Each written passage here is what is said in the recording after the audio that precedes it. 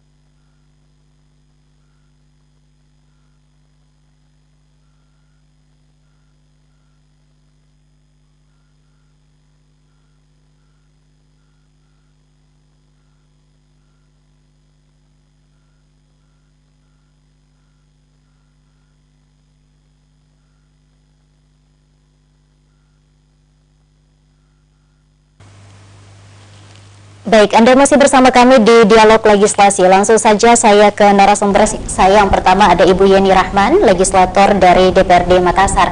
Ibu, terkait dengan kita pada malam hari ini tahun ajaran baru, harapan baru. Apa saja harapan-harapannya untuk tahun ajaran ini Ibu Yeni, dan apa saja yang perlu dievaluasi dari PPDB tahun 2022 ini?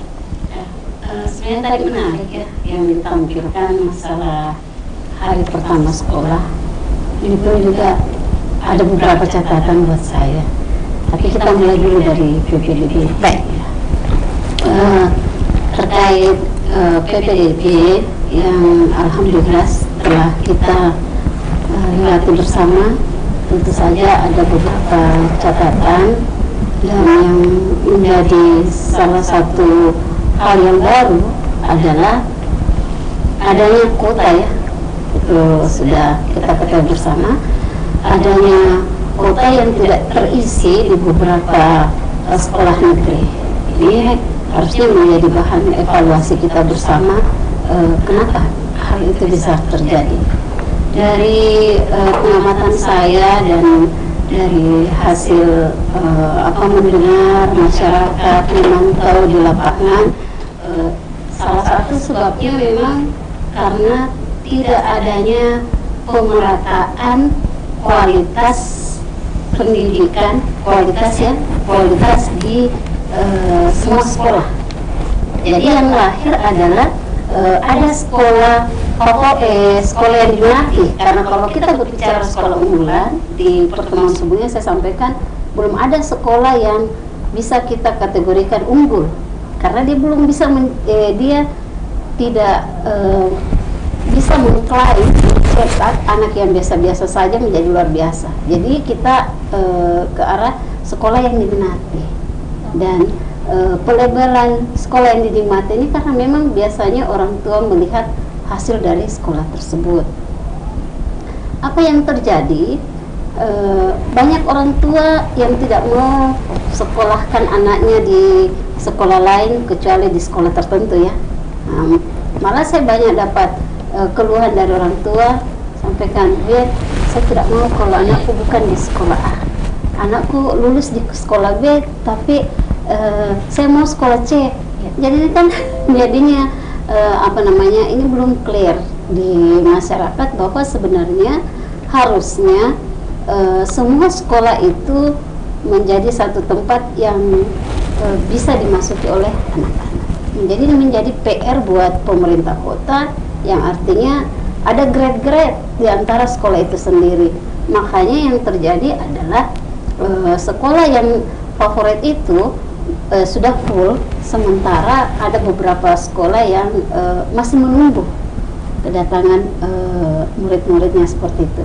Yang kedua juga, ini barangkali ya, seperti misalnya di daerah Sudiang sana, Dapil 3, di daerah tersebut banyak memang sekolah-sekolah Islam terpadu.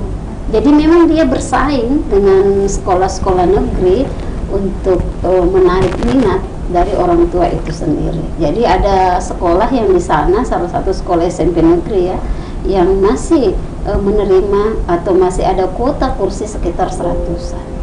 Jadi karena orang tua banyak mengalihkan anaknya ke sekolah-sekolah Islam terpadu. Oke, jadi catatan pentingnya ataupun yang perlu diperbaiki di sini adalah karena pemerataan Ibu ya. Iya, pemerataan kualitas semua sekolah. Itu sumber masalahnya sebenarnya Ibu ya. Iya. Tidak adanya pemerataan di semua sekolah. Oke. Dari pengamat pendidikan, Pak Yasdin, bagaimana Anda melihat untuk PPDB tahun 2022 ini? Apa ada evaluasi kah atau ada catatan dari Anda? Ya, Mbak Vika, kalau berbicara penerimaan peserta didik baru dari tahun ke tahun, tentu ada hal yang menjadi catatan kita secara bersama. Pergeseran itu tentunya bergantung capaian dari tahun-tahun yang sudah dilewati. Misalnya dari awal diterapkannya PPDB, yang paling banyak disorot terkait dengan jalur zonasi. Iya. Karena secara proporsi jalur ini sangat memungkinkan banyak mengakomodasi peserta didik baru. Nah, sebenarnya kalau kita mencermati pokok yang ada sekarang dengan adanya kuota kosong atau kursi kosong, itu memberikan alarm bagi kita semua sebenarnya untuk mengembalikan esensi dari PPDB jalur zonasi ini, yang secara esensial sebenarnya dari awal menjadi poin kita adalah PPDB jalur zonasi itu meretas disparitas sekolah-sekolah unggulan. Jadi pelabelan itu sebenarnya tidak ada. Kalau itu harapannya, nah itu secara esensi. Tapi yang menjadi tantangan tentu bagi manajemen pendidikannya kita untuk melihat apakah pada unit paling kecil sekolah itu mampu menciptakan image yang menonjol bagi masyarakat atau pengguna layanan pendidikan. Karena itu poinnya di situ.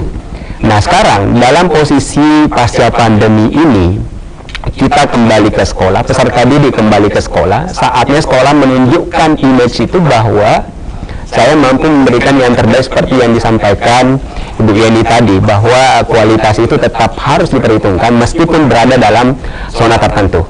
Nah di level yang lebih level menengah ini, ada kebijakan yang mestinya kita pikirkan secara bersama.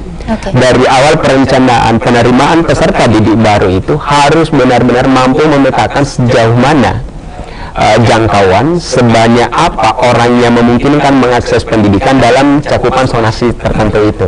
Itu yang harus dipikirkan, karena selama ini barangkali meskipun itu dilakukan tetapi ada hal-hal yang luput, karena proporsi ini tetap menjadi acuan, zonasi porsinya gede dibandingkan yang lain. Yaitu poinnya mungkin jadi secara yang pertama dari perencanaan sampai pada pelaksanaan untuk PPDB itu benar-benar dipikirkan, sehingga pergeseran pembahasannya kita tidak lagi pada proses penerimaannya tetapi pada layanan inti, yaitu kualitas pendidikannya lagi. Jadi pada intinya Anda setuju dengan zonasi ini atau seperti apa Pak Yasin? Iya, ada hal yang mesti kita turunkan dari opsi pembicaraannya kita, misalnya di beberapa daerah, misalnya di kepulauannya kita Sangkarang yang ada di Kota Makassar, itu memungkinkan mereka mengakses sampai pada wilayah Barombong. Nah, secara teritori kan ini agak jauh. Nah, makanya ada manajemen inklusi yang seharusnya diturunkan untuk kebijakan-kebijakan yang seperti itu. Belum lagi obrolannya kita kalau berbicara Kota Makassar, batas kota Maros dengan Makassar, Goa dengan Makassar, itu harus dipikirkan. Kalau berbicara yang lebih besar lagi untuk Sulawesi Selatan, ya batas provinsi, itu harus dibicarakan juga gimana aksesnya anak-anak yang di batas kota itu. Jadi harus lebih rinci begitu, Pak Yasin ya? Ini kan selama ini yang ada di pemerintah kabupaten kota itu kurang menurunkan itu, hanya mengeksekusi peraturan nomor 1 tahun 2021 itu. Baik, nanti kita akan lanjutkan dialog kita pada edisi hari ini. Setelah pesan-pesan berikut ini, tetap bersama kami di Dialog Legislasi.